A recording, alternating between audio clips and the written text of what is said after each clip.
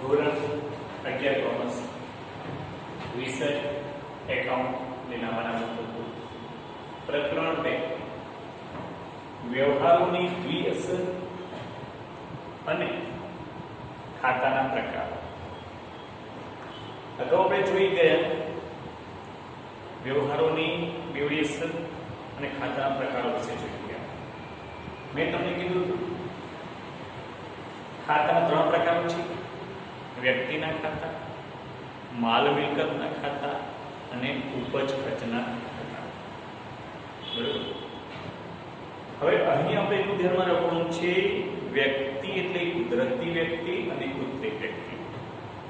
કુદરતી વ્યક્તિ એટલે જીવંત વ્યક્તિ જે છે કુદરતી વ્યક્તિ તરીકે ઓળખાય છે, અને કૃત્રિમ વ્યક્તિ એટલે જેને કાયદેસરની માન્યતા આપવામાં આવેલી હોય, સંસ્થા, કંપની, કોઈ એજન્સી, કોઈ દુકાનનું નામ, એ બધી કૃત્રિમ વ્યક્તિઓ કહેવાય છે.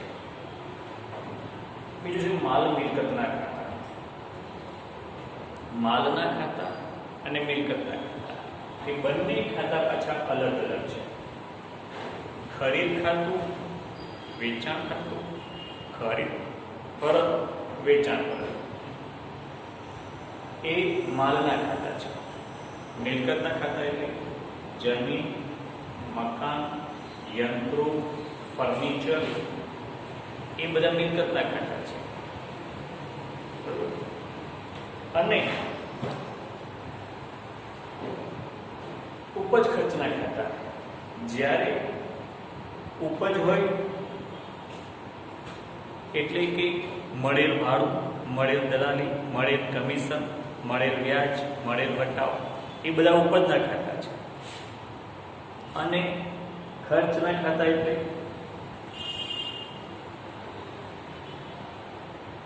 ચૂકવેલ રકમ રાખે છે. ચૂકવેલ ભાડું, ચૂકવેલ દલાલી, આપેલ વટાવ, ચૂકવેલ કમિશન, આ બધા જે છે એ ખર્ચના ખાતા છે. હવે અહીં એક વસ્તુ ધ્યાનમાં રાખવાની છે, ઉપજ ખર્ચ ખાતાની અંદર જ્યારે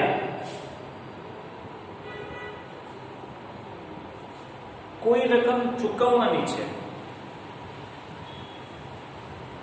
ત્યારે કે કોઈ રકમ મળી, રકમ ચૂકવીએ કે રકમ મળે ત્યારે તે ઉપજ ખર્ચ ખાતું કહેવાય છે. જો દાખલા તરીકે પગાર,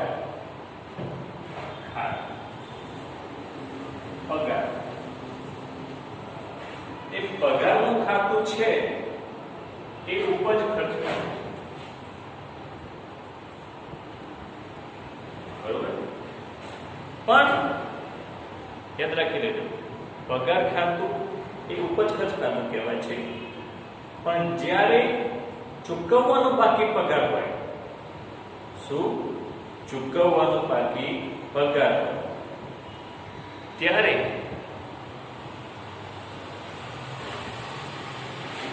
ચૂકવવાનું બાકી પગાર ક્યારે બની જાય છે વ્યક્તિ ખાતું. બરોબર. અને અગાઉથી ચૂકવેલ પગાર હોય ત્યારે પણ બને છે એ વ્યક્તિ ખાતું. યાદ રાખી લેજો, પગાર હોય, ભાડું હોય, કમિશન હોય કે દલાલી હોય. જ્યારે ખર્ચ છે ત્યારે ઉપજ ખર્ચ ખાતું બને છે, અને ચૂકવવાનો બાકી પગાર હોય અને અગાઉથી ચૂકવેલ પગાર હોય તો ત્યારે એ વ્યક્તિ ખાતું બને છે. એવી જ રીતે આવકની અંદર કમિશન એ ઉપજ ખર્ચ ખાતું છે.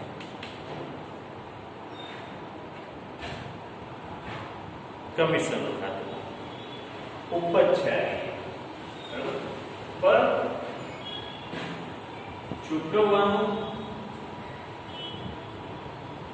ચૂકવવાનું બાકી કમિશન ક્યારે એ વ્યક્તિ ખાતું બની જાય છે. અને અગાઉથી ચૂકવેલ કમિશન ત્યારે પણ એક વ્યક્તિ ખાતું બને છે. એટલે જ્યારે કોઈ ઉપજ અને ખર્ચ હોય તે શરૂઆતની અંદર ઉપજ ખર્ચ ખાતું હોય છે, પણ જ્યારે તેને લગતા કોઈ હવાલા હોય કે ચૂકવવાની બાકી કે મળવાની બાકી હોય ત્યારે તે વ્યક્તિ ખાતાના સ્વરૂપમાં ફેરવાઈ જાય છે. આ તમારે ધ્યાનમાં રાખવાનું છે.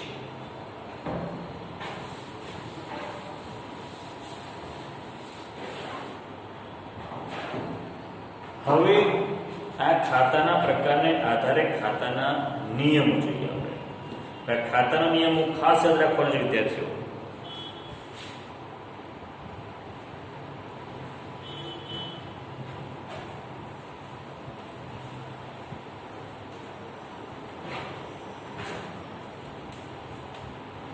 ખાસ યાદ રાખી લેજો ખાતાના નિયમો.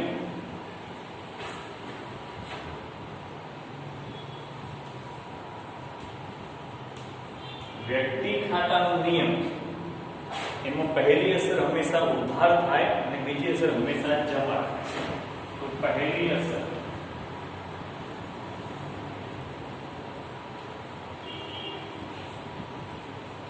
ઉધાર,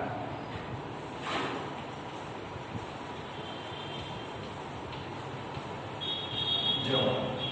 એટલે પહેલા તમારે શું યાદ રાખવાનું છે? ખાતાના પ્રકાર. એટલે પહેલા તમારે ખાતાના પ્રકાર લખવાના છે. 3 પ્રકાર: વ્યક્તિ ખાતું, માલ મિલકત ખાતું અને ઉપજ ખર્ચ ખાતું. હવે ખાતાના પ્રકાર ઉપરથી ખાતાના નિયમો લાગુ પડે છે. એ ખાતાના નિયમો જોઈએ આપણે. તો અહીં વ્યક્તિ ખાતાનો નિયમ પહેલી અસર લાભ लेनार खाते उधार. लाभ लेनार खाते उधार અને લાભ આપનાર ખાતે જમા. ખ્યાલ આવ્યો? જો આનું તમને ઉદાહરણ આપી દઉં. શું? લાભ લેનાર ખાતે ઉધાર અને લાભ આપનાર ખાતે જમા. ₹5000 નો માલ, 5000 નો માલ રમેશ પાસેથી ખરીદ્યો. બરોબર? તો અહીં આપણે રમેશ પાસેથી માલ ખરીદીએ છીએ તો આપણને રમેશ લાભ આપનાર છે તો એનું ખાતું થશે જમા. ખ્યાલ આવ્યો? બરોબર? એના જેવું ₹5000 નો માલ રમેશ ને વેચ્યું રમેશને તો રમેશ લાભ લેનાર છે તો તેવા સંજોગોમાં એનું ખાતું થશે ઉધાર. ખ્યાલ આવ્યો? યાદ રાખી લો વ્યક્તિ ખાતાનો નિયમ. લાભ લેનાર ખાતે ઉધાર, લાભ આપનાર ખાતે જમા. બરોબર? ખાસ યાદ રાખી દેજો આ નિયમો. હવે એના ઉપરથી માલ મિલકત ખાતાનો નિયમ.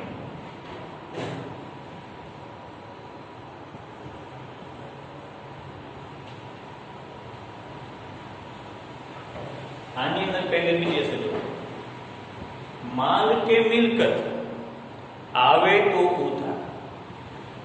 શું? માલ કે મિલકત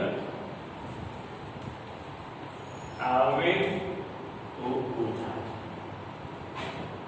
પહેલી અસર શું થઈ? માલ કે મિલકત ધંધામાં આવે તો ઉધાર અને એ રીતે માલ કે મિલકત જાય તો જમા. બીજી અસર ફરી ધ્યાનમાં રાખેલું માલ મિલકત ખાતાનો નિયમ. માલ કે મિલકત આવે તો ઉધાર થશે અને માલ કે મિલકત જાય તો જમા થશે. બરોબર. દાખલા તરીકે માલ મિલકતની વાત કરી છે આપણે. ₹5000 નો માલ રોકડીથી ખરીદ્યો. માલ આવે છે તો ખરીદ ખાતે ઉધાર. બરોબર. અને રોકડ જાય છે એ પણ મિલકત છે, જાય તો જમા, તો રોકડ ખાતે જમા. ખ્યાલ આવે વિદ્યાર્થીઓ? ખાસ યાદ રાખી લેજો આ વસ્તુ. બરોબર. એવી રીતે ઉપજ ખર્ચ ખાતે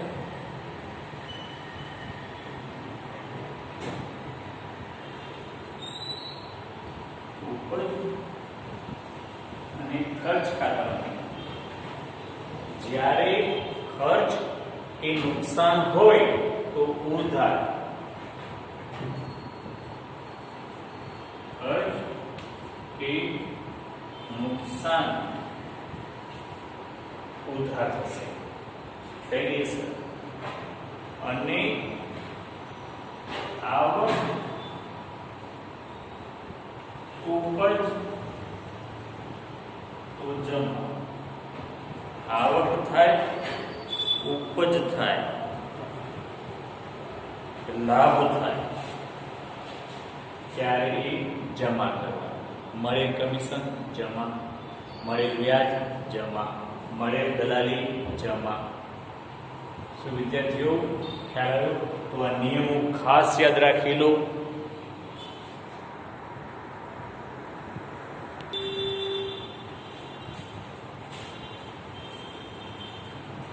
જો વિદ્યાર્થીઓ આવી રીતે પહેલા સૌથી પહેલા તમારે ખાતાના પ્રકાર ઓળખતા શીખવું પડશે. બરોબર.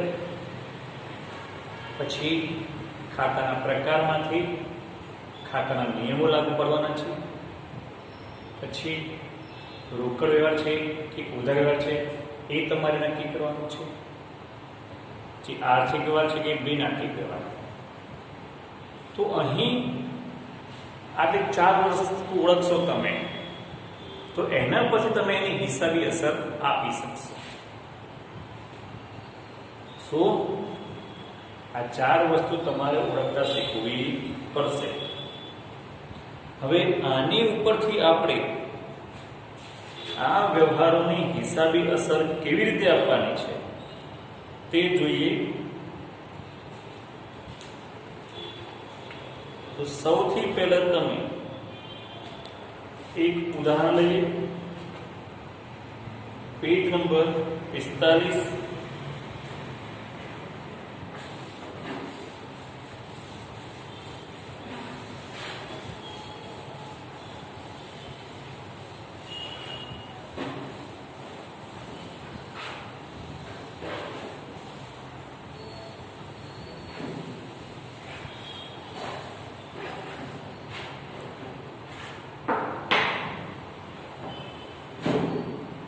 પેજ નંબર 45 પર ઉદાહરણ આપેલું છે. તો સૌથી પહેલા વ્યવહાર છે.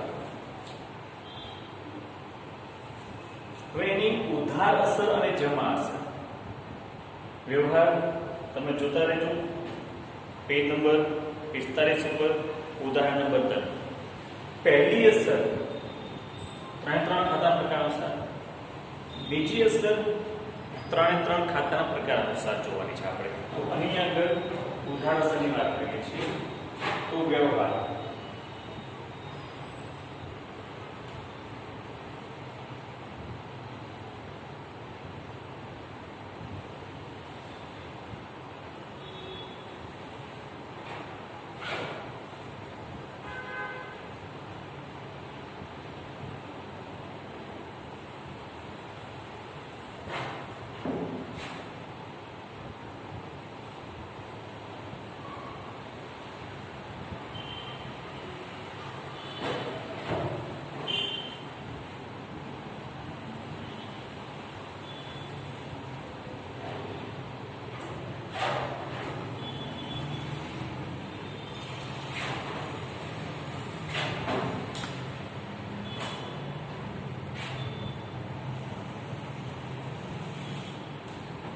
આપણા નિયમ અનુસાર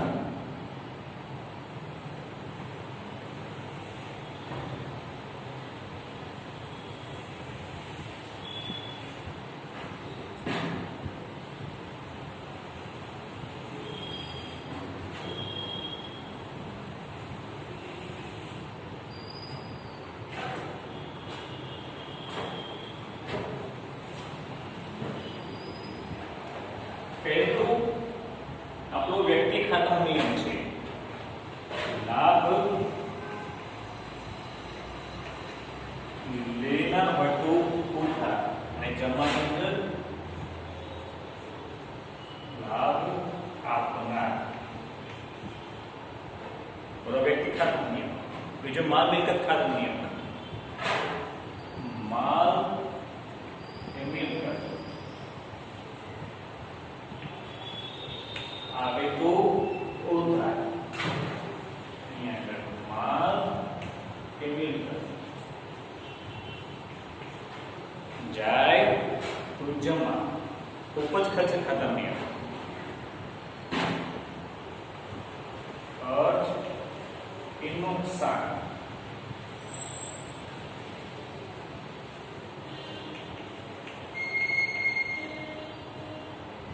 ખર્ચ કે નુકસાન હતું ઉધાર. ઉપજ આવક કે લાભ સુખ ખર્ચ જાવક. તો અહીંયા આગળ વ્યવહાર ઉપરથી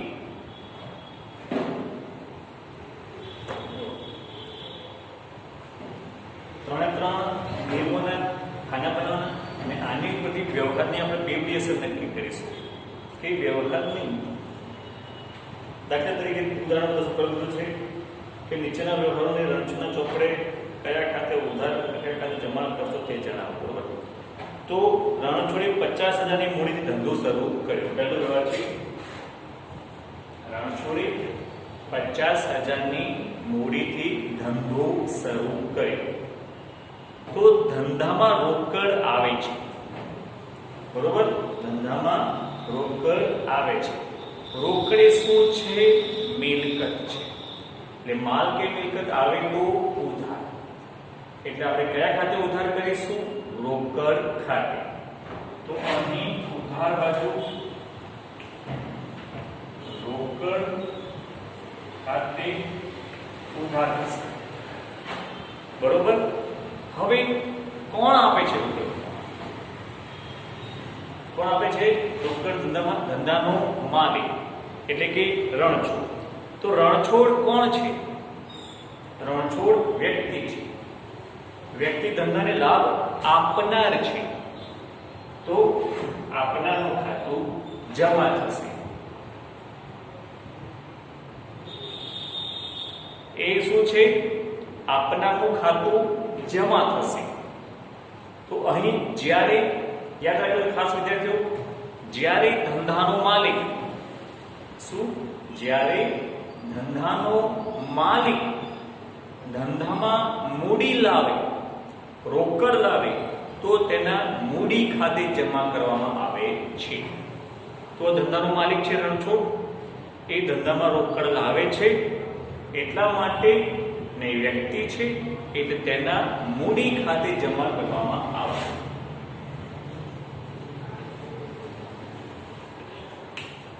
ખાસ જોડો વિદ્યાર્થીઓ આ વ્યવહારની અંદર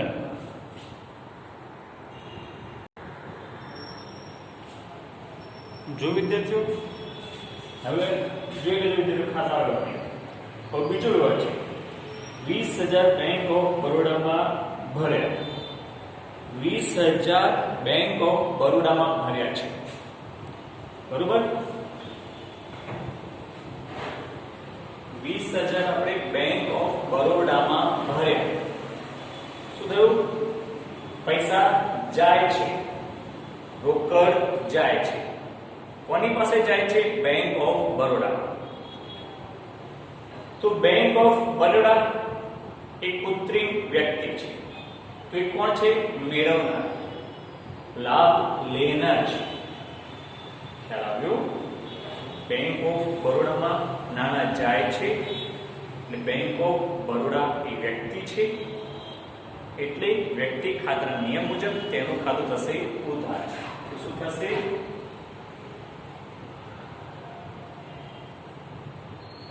બેંક ઓફ બરોડા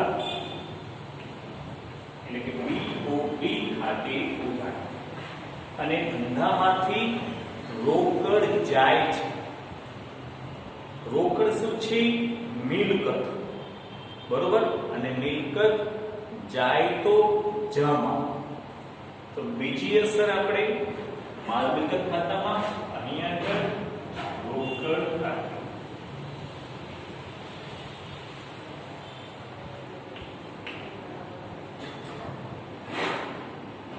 ખ્યાલ આવ્યો વિદ્યાર્થીઓ? બરોબર અસર ના ખબર પડી? ત્યાર ત્રીજો વ્યવહાર છે રૂપિયા 2000 નો માલ રોકડેથી ખરીદ્યો. જો રૂપિયા 2000 નો માલ રોકડેથી ખરીદ્યો. માલ રોકડેથી ખરીદ્યો છે. માલ ખરીદ્યો એટલે ધંધામાં શું થાય છે? માલ ખરીદીએ તો ધંધામાં આવે છે. માલ ધંધામાં આવે છે અને આવે તો ઉધાર. બરોબર. અને રોકડેથી ખરીદ્યો છે એટલે ધંધામાંથી રોકડ જાય છે. જાય તો જમા. તો અહીંયા આગળ ધંધામાં માલ આવે છે એટલે માલ આવે તો ઉધાર. અહીંયા આગળ જે માલ આવતો હોય તો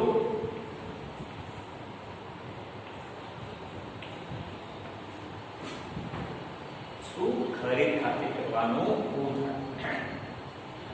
અને ધંધામાંથી રોકડ જાય છે. જાય તો જમા. રોકડ શું છે? મિલકત. તો અહીંયા આગળ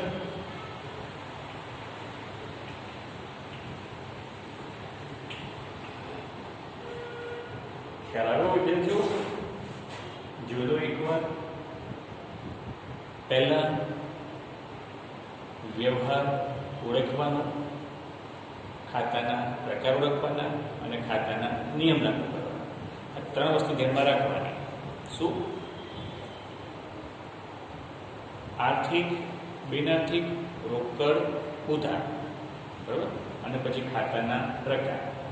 પેજ નંબર 36 કોષ્ટક ઉપરથી અને પછી ખાતાના નિયમ. જોડો એકવાર ત્રણ વ્યવહારો.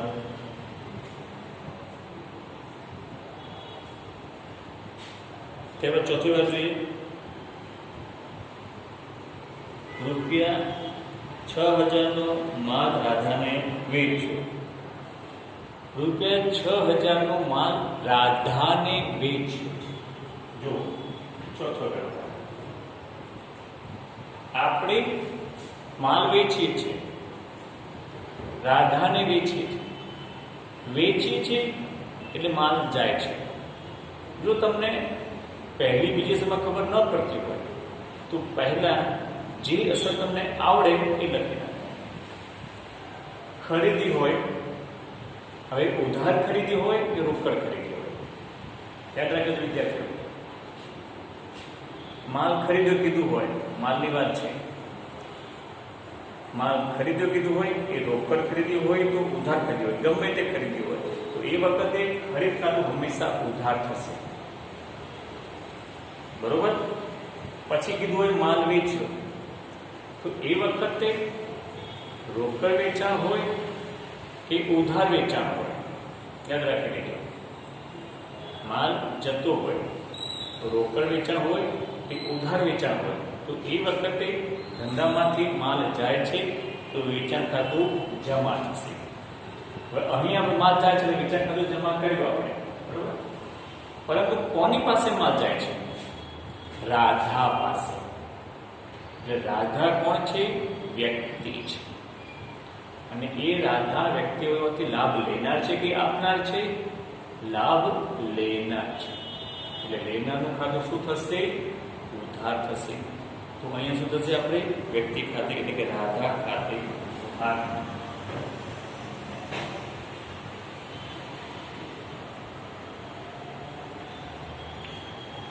રાધા ખાતી ઉધાર, બરોબર. અને ધંધામાંથી માલ જાય છે તો અહીંયા આગળ વેચાણ ખાતે,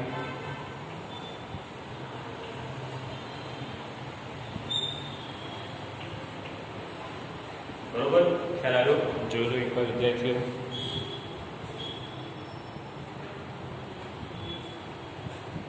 ખરીદનો વ્યવહાર આવી ગયો, વેચાણનો આવી ગયો, બેંકમાં ભર્યાનો આવી ગયો, રોકડ આવી ગયો. હવે એક આપણે ઉપજ ખર્ચ ખાતાનું ક્રિયા કરીએ.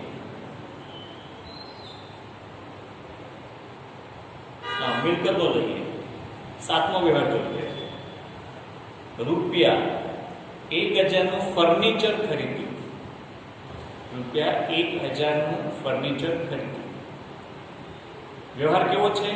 ફર્નિચર ખરીદ્યું છે, વ્યક્તિ નામ નથી આપ્યું. કેવો છે? રોકડ વ્યવહાર છે. ફર્નિચર શું છે? મિલકત છે. ખરીદ્યું છે એટલે ધંધામાં આવે છે કે જાય છે? આવે છે, બરોબર. એટલે શું થશે? ફર્નિચર ધંધામાં આવે છે એટલે ફર્નિચર ખાતે ઉધાર, અને રોકડ જાય છે એ રોકડ ખાતે જમા.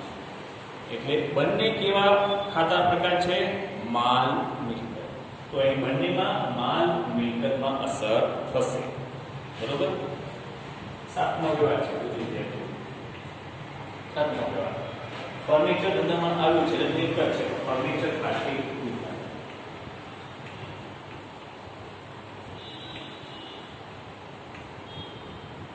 રોકડ ધંધામાંથી જાય છે તો રોકડ ખાતે જમા. વિદ્યાર્થીઓ જોઈ લો એકવાર, બરોબર. રોકડ ધંધામાં લાગે ભાગીદારી આવી ગયું, બેંકમાં રોકડ ભરી આવી ગયું, માલનો વ્યવહાર આવી ગયો, મિલકતનો આવી ગયો, વેચાણનો આવી ગયો. અને હવે આપણે ઉપજ ખર્ચનું જોઈએ. 8મો 300 નો પરચુરણ ખર્ચ થયો. 300 નો પરચુરણ ખર્ચ થયો. પરચુરણ ખર્ચ, બરોબર, રોકડ છે. પરચુરણ ખર્ચનું કીધું છે, લાભ લેના નથી કે માલ મિલકત આવતી નથી. 8મો વ્યવહાર છે, પરચુરણ ખર્ચ છે. ખર્ચ શબ્દ આપેલો જ છે આપણને. એટલે ઉપજ ખર્ચ ખાતાના નિયમ મુજબ ખર્ચ તો શું થાય? ઉધાર થાય. એટલે અહીંયા 8માની અંદર શું ઉપજ ખર્ચ ખાતાના નિયમ મુજબ પરચુરણ ખર્ચ ખાતે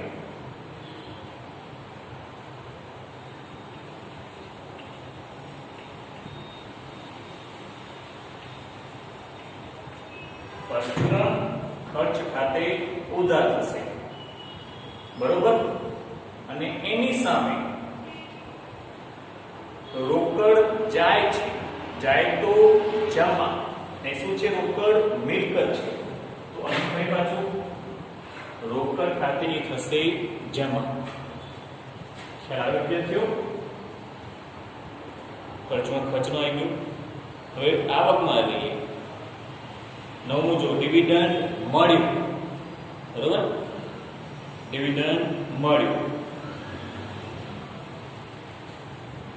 હવે અહીં આગળ તમારે વિદ્યાર્થીઓ યાદ રાખવાનું છે, જ્યારે કોઈ કંપનીના શેરમાં રોકાણ કરીએ આપણે તો એના વળતર સ્વરૂપે આપણને ડિવિડન્ડ મળે છે, બરોબર. અને આ ડિવિડન્ડ હંમેશા ચેકથી મળે છે. શું? ડિવિડન્ડ ચેકથી મળે છે, બરોબર. તો એ વખતે ધંધામાં ચેક આવે છે, બરોબર. તો અહીંયા આગળ ધંધામાં ચેક આવે છે એ મિલકત કહેવાય છે, બરોબર. ચેક એ મિલકત છે. 9માં બેંક ખાતે ઉધાર.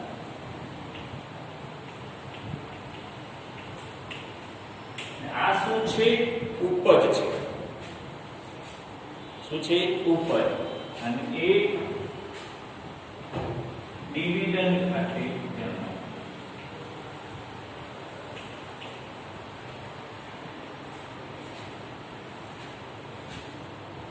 બરોબર. તો આવી રીતે જોઈ લો આ વ્યવહાર ડિવિડન્ડના સ્વરૂપનું. તો આવી રીતે આપણે વ્યવહારોની બેવડી અસર આપવાની. એટલે આજનું તમારું હોમવર્ક છે તમારે કે આ ખાતાના પ્રકારો અને ખાતાના નિયમો તૈયાર કરવા.